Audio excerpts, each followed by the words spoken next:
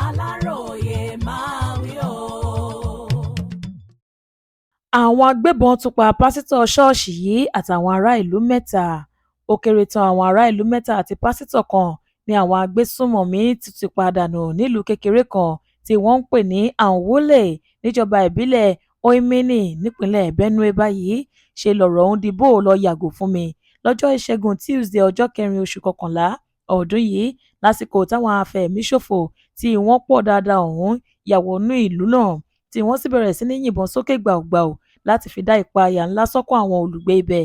Ẹ̀sùn tí àwọn afẹ̀míṣòfò tí àwọn èèyàn fúnra wípé wọ́n jẹ́ Fúlàní darandaran yìí fi kan àwọn ará ìlú náà ní wípé nínú oṣù kẹjọ ọdún yìí ni ẹnìkan nínú wọn pa Fúlàní darandaran kan tí kò sẹ́nì kankan tó sọ̀rọ̀ nípa ikú olóògbé náà. Aláròyé gbọ́ wípé nínú oṣù kẹjọ ọdún yìí ni àwọn ará ìlú náà lu Fúlàní darandaran kan pa nítorí tí wọ́n fẹ̀sùn kàn wípé ó lọ fi màálù rẹ̀ jẹ oko olóko. Lásìkò tí wọ́n ń fa ọ̀rọ̀ náà lọ́wọ́ ìnìjà ńlá bẹ́ sílẹ̀ láàrin wọn tí wọ́n sì padà pa Fúlàní darandaran náà sínú oko.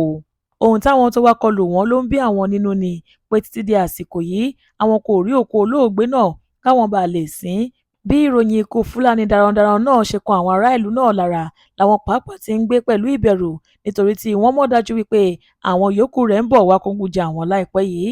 Báwọn ará ìlú náà ṣe ń retí ọjọ́ táwọn Fúlàní darandaran náà máa wá kógun jà wọ́n bẹ́ẹ̀ làwọn yòókù olóògbé náà ń wá òkú èèyàn wọn nínú igbó. Nígbà tí wọn kò rí i ni wọ́n lọ ṣọṣẹ́ láàrin ìlú náà lọ́jọ́ Ìṣẹ́gun Tuesday.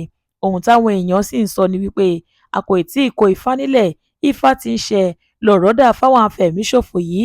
Wọ́n ní kò tí ì pẹ́ rárá tí ààrẹ ilẹ̀ Amẹ́ríkà lòun fẹ́ wá gbógun tì wọ́n pẹ̀lú bí wọ́n ṣe ń pa àwọn èèyàn nípakúpa tí wọ́n tún fi ṣígun lọ bá àwọn èèyàn ìpínlẹ̀ Benue tí wọ́n sì tún pa wọ́n bí ẹni pẹran. Adéwálé Adéoyè ló ṣe àkójọpọ̀ ìròyìn yìí fún ìkànnì Aláròyé Online TV.